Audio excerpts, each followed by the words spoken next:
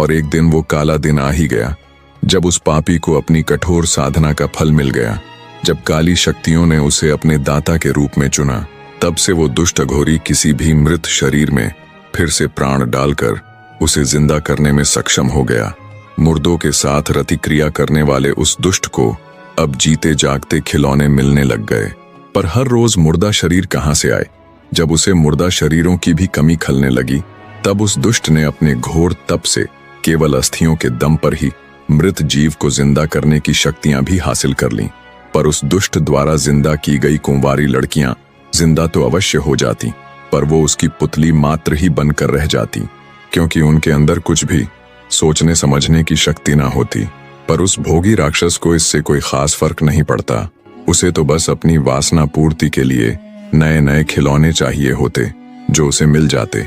अब उसके दिन बड़े ही आनंद के साथ गुजर रहे थे। वो नहीं चाहता था कि उसका ये आनंद कभी भी खत्म हो।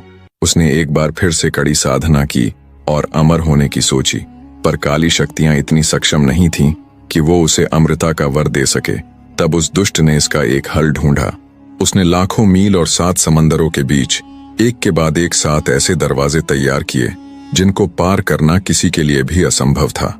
उसके द्वारा बनाए गए शुरू के 6 दरवाजे तो सवाल जवाब के साथ बुद्धि की परीक्षा लेते, और 7वां यानी आखिरी दरवाजा, जिसकी परीक्षा सबसे कठिन थी।